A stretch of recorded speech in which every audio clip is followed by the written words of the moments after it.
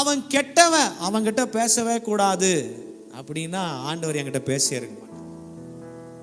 அவன் சரியில்லை, அவனுக்கெல்லாம் ஜெபம் பண்ணக்கூடாது, அவன் மோசமானவன், அவனெல்லாம் உள்ள கூட்டிட்டு வரக்கூடாது, அவன்கிட்ட நிக்காத, அவன்கிட்ட பேசாத, சர்ச்சுக்குள்ள கூட்டிட்டு வராத, நீ உன் நல்ல ஃப்ரெண்டு உன் குடும்பம் அவங்கள மட்டும் பார்த்துக்கோ, வேற யாரும் வேணாம்.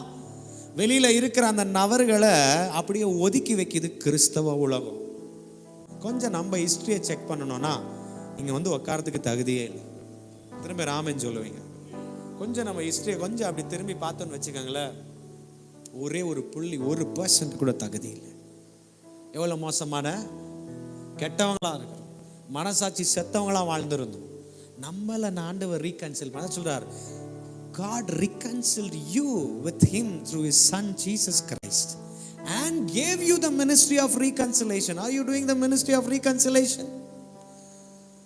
பாவியா இருக்கிற மோசமா இருக்கிறதான உன்னை தான் குமாரன் அனுப்பி திருத்தி உன்னை மறுபடியும் ஒப்புரவாக்கினார், பிள்ளையா மாத்திக்கினார்.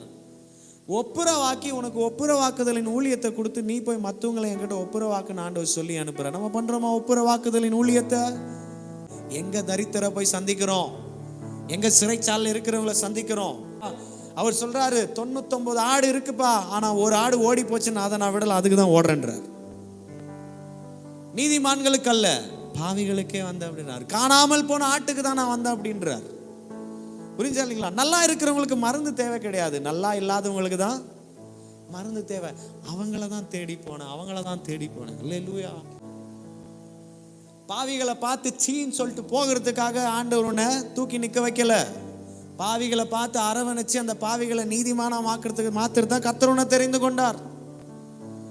அந்த கொலைகாரு, மோசக்காரு, ட்ரக் அடிக்ட்ஸ், அது இதுன்னு சொல்லிட்டு அவங்கள பார்த்துட்டு ஒதுங்கி, ஐயோயோ எனக்கு என்ன ஆயிடும், இவங்களெல்லாம் இயேசுவை பத்தி சொல்ல போனா என் பேர் என்னன்னு சொல்லி அவங்கள விட்டு ஒதுங்கி போகணும் அப்படின்னு ஆண்டவர் உன்னை தெரிஞ்சுக்கல. ஆண்டவர் கூட போய் சரிசமமா உட்காந்து சுவிசேஷத்தை சொல்லி அந்த அன்புனாலே கெட்டவங்களை நல்லவங்களா மாத்தினார் இயேசப்பா.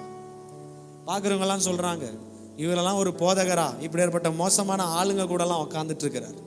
அதுக்கெல்லாம் ஒரு ஸ்டேஜ் வேணும், மைக் வேணும்லாம் கிடையவே கிடையாது, அவசியமே இல்லை.